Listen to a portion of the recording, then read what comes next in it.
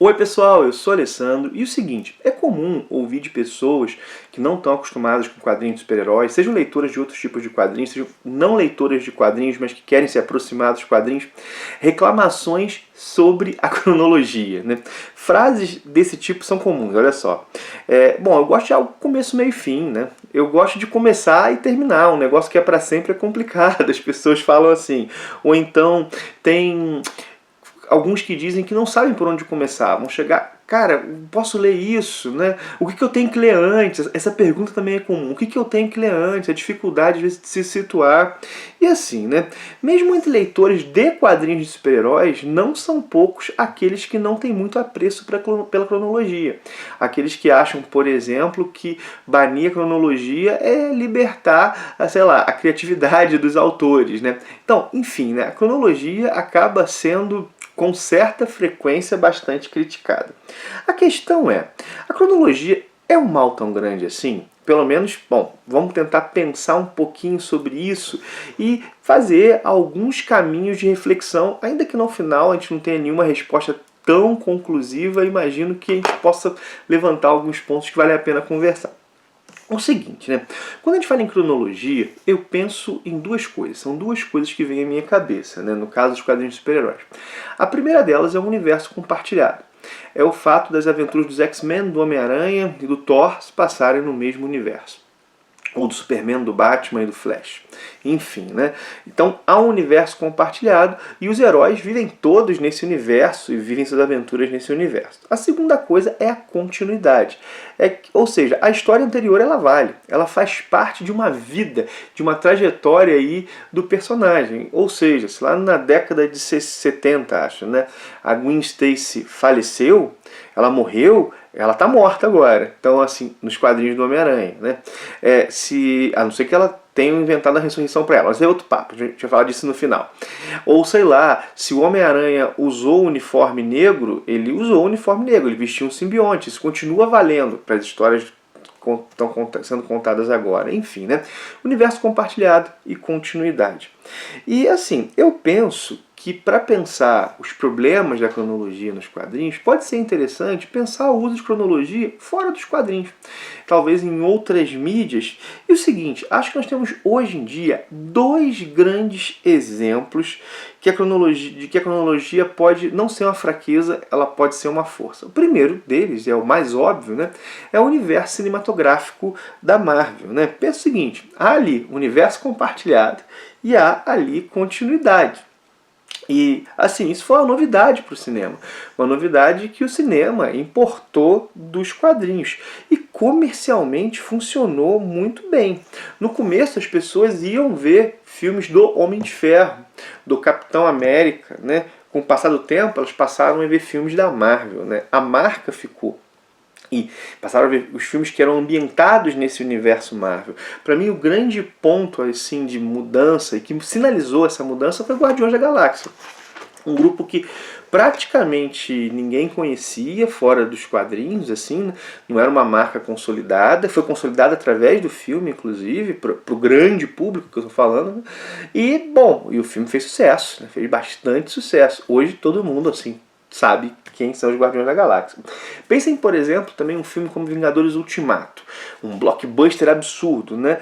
E Vingadores Ultimato só foi a experiência que foi por causa da cronologia, por causa de ser a culminância de uma saga que perpassou diversos filmes, né? E assim, é interessante, inclusive, que deu tão certo com o comercial que muitas pessoas, isso é muito engraçado, elas passaram a torcer para que a Disney tivesse o direito de outros personagens que a Marvel havia vendido antes, né? Que os X-Men fossem para Disney, que o Homem-Aranha fosse para Disney, porque, bom, esses personagens eles pertencem ao mesmo universo lá nos quadrinhos. Então a gente quer ver eles no mesmo universo no cinema, né? Isso mesmo pessoas que não são leitoras de quadrinhos. Então olha só, a cronologia mostrando certa força aí, uma força de fidelização, uma força de intensificação de experiências. Mas assim, fora do universo de super-heróis, eu acho que um grande exemplo é Star Wars.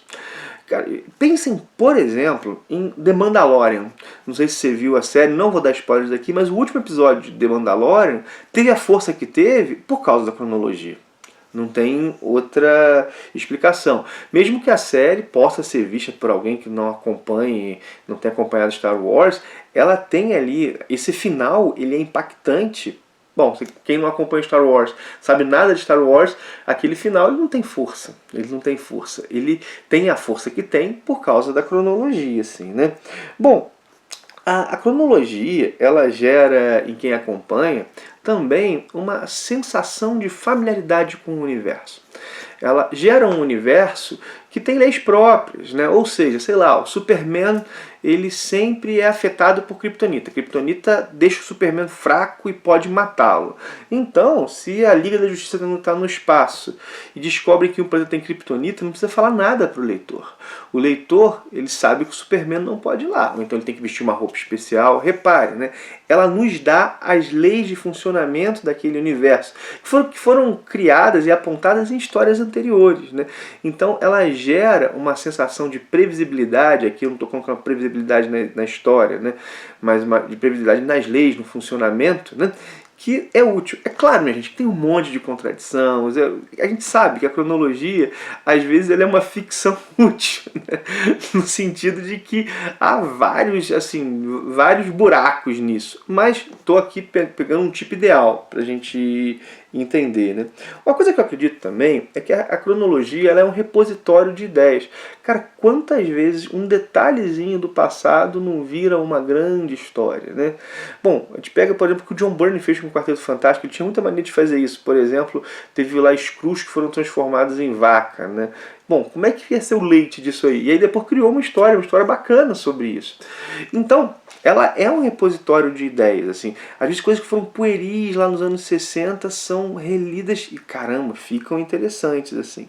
Mas se a gente olhando aí para outras mídias e também ao fim olhando para os quadrinhos e vendo que ela pode ser uma força, por que nos quadrinhos ela acaba sendo com tanta frequência vista como uma barreira, né? Por novos leitores ou como algo que atravanca os personagens para alguns leitores mais veteranos? Vamos lá, por quê, né? Primeiro, vamos lá, tempo. Fator tempo, né? O universo Marvel tem 60 anos e ele incorpora histórias que saíram antes de Fantastic Four número 1. Então, assim, se a gente for pensar, há histórias da década de 30, 40, sei lá, que estão valendo, assim, né? Que estão valendo, na década de 40 principalmente, né? Que valem, em princípio, para a cronologia, né? Então, é muito tempo, assim, né? É muito tempo. Bom, vamos pegar os 60 anos, desde Fantastic Four número 1. E há a ilusão, por parte de muita gente, que tem que ler tudo para entender. E, gente, a experiência não é essa, mas eu entendo que exista isso, né? Na verdade, pensa o seguinte, é um universo, e você vai conhecer pessoas que estão vendo pessoas, situações, histórias que se passam em determinado momento desse universo, mas realmente é algo que assusta, né? Aí o cara, então vou pegar lá desde Fantastic Four número 1. Aí ele não tem familiaridade, lê os quadrinhos da década de 60 não acha aquilo tão interessante, porque a narrativa é outra. Eu não estou dizendo aqui que é ruim, mas eu estou dizendo que para o leitor de hoje não é o melhor lugar para começar. Então, assim, assusta, né? Afasta. Assim. Então, talvez um tempo tão grande, né, é algo que, bom, gere isso, né? A própria DC já teve assim reboot, zerou o universo algumas vezes, mas ainda assim, né, é um monte. Cara, quando que aí confunde mais ainda, né? Porque tem o tempo todo, mas o que vale, o que não vale, isso então tem essa sensação que talvez para quem está ali acompanhando no dia a dia não soe difícil, mas tentem conversar com alguém que não é do meio, assim, né? Dos leitores de quadrinhos de super-heróis. É um negocinho complicado. A outra coisa é muitos produtos. Pense no universo Marvel no cinema. São relativamente poucos produtos, sei lá, 2, 3 filmes no ano. Tudo bem que são produtos muito mais lucrativos do que uma revista em quadrinhos, né?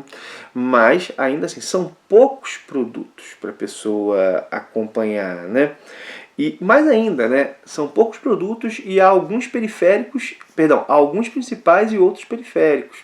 Então, sei lá, o filme dos Vingadores, ou é mais importante, é mais impactante do que talvez o filme do Homem-Formiga, mesmo que algo do periférico depois venha a aparecer.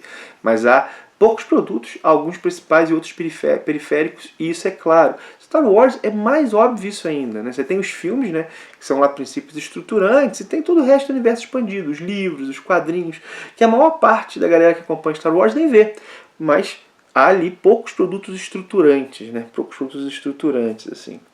Outra coisa, né? Também isso é um desafio para a galera que produz os quadrinhos, uma tensão entre novidade e permanência. O Stan Lee, ele falava sobre gerar uma ilusão de mudança, ou seja, você faria ciclos de histórias de 5 anos e depois você revisitaria aquelas histórias e contaria de uma maneira um pouquinho diferente, porque era o que se considerava o tempo que o público permanecia lendo. Acontece que o público ficou, e esse público passou a envelhecer. Mas tinha mais gente para chegar, né? Então esse público tem o desejo que o personagem caminhe, né? Ah, tá bom, o Peter Parker vai se formar na universidade? Como é que vai ser, né? Não vai se formar? Só que parte desse público também está identificado com o personagem antigo, né? Antigo não é a palavra, da maneira que ele encontrou, e ele não quer que mude. E além disso, as pessoas que chegam, né? As gerações mudam, e às vezes uma coisa que funciona para um no passado não funciona agora. Então essa tensão entre permanência e mudança, ela é importante, né? Como um desafio, como para pensar os desafios da cronologia. E está ligada a esse tempo grande de cronologia que nós temos, né? Outra coisa, isso aqui talvez fosse um pouco mais fácil de resolver, né? É que hoje as revistas mensais, elas não são pensadas como revistas mensais. Pensem nos anos 80, né? Havia continuidade, sei lá, o Quarteto do Burnie, os X-Men do Chris Claremont, são às vezes coisas que vão sendo trabalhadas aos pouquinhos, né? Mas cada revista era pensada para dar uma espécie de começo, meio e fim, mesmo que estivesse dentro de um arco maior, né? Hoje, me parece que a unidade básica que é pensada a história não é a revista mensal. A unidade básica é um encadernado. Então a gente pode pensar a revista como um encadernado dividido em 6 partes, assim, né? Aí, bom, penso em encadernado e aí a coisa, realmente, o acompanhar mensalmente não funciona tão bem. Por exemplo, os X-Men os Vingadores do Jonathan Hickman é muito mais agradável acompanhar lendo encadernados. E o que eu fazia? Deixava as mensagens acumularem e lia de uma vez. Já outras histórias, elas têm esse gosto, né? São interessantes acompanhar mensalmente, né? Além disso, nos anos 80, 70, 80, as revistas tinham instrumentos para situar o leitor novo. Flashback. Quantas vezes eu não vi a origem do Aranha sendo recontada? Estava lá o tio Ben, não sei o que. Repare, isso era enjoativo um pouco para o cara que lia sempre, mas era funcional para quem estava chegando, assim, né? Para quem estava chegando. Enfim, né? Assim, como eu disse, a ideia aqui não é dar uma resposta. Eu particularmente gosto da cronologia, assim, mas eu entendo os desafios. E eu também não acho ela algo sagrado no sentido de que é imutável, que não pode mexer nada aqui e ali. Mas assim, eu gosto da sensação de acompanhar um universo, né? Eu curto, ainda mais que tem, ainda mais não, apesar de que tem enormes contradições, né? Assim, talvez uma solução, e aqui pensando alto com vocês, era fazer algo como no cinema, né? Criar um núcleo duro de títulos principais, imagina uma revista Marvel Comics, por exemplo, DC Comics, estou pensando alto aqui, né? Um núcleo duro de títulos principais, assim, no qual o universo andava, e seriam mensais, e outros com minisséries, talvez, né? Mas minisséries talvez até recorrentes dos personagens, mas talvez fosse uma solução, né? Talvez segurar um pouco as mudanças, no sentido, segurar não é impedir as mudanças não, mas é de fazer com que as mudanças valham mais, assim, né?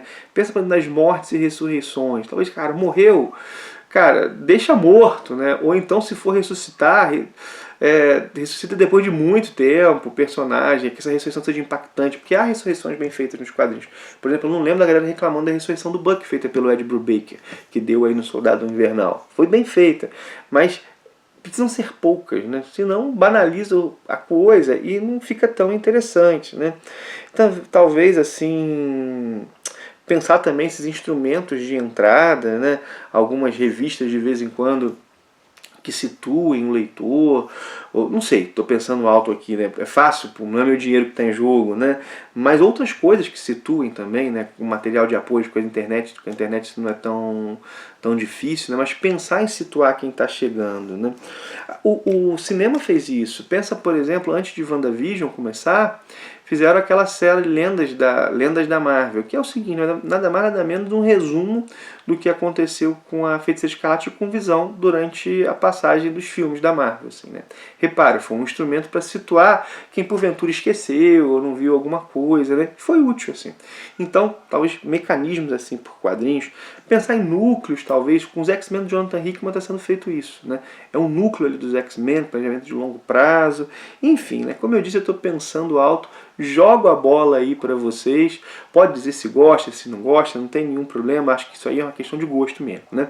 Mas também quais desafios e como lidar com eles. Acho que é um papo legal pra gente bater. Enfim, minha gente, vou parando por aqui. Já conhece o Jabá, né? Curte, comenta, compartilha, link da Amazon, seção de cartas, sabe disso? Frisa o link da Amazon, né? Tá na descrição do vídeo, tá no primeiro comentário. Caso você vá fazer uma compra nessa loja, se você usar esse link, ajuda demais o canal a se manter e a melhorar, né? É esse link que dá o sustento material da sustentabilidade, né?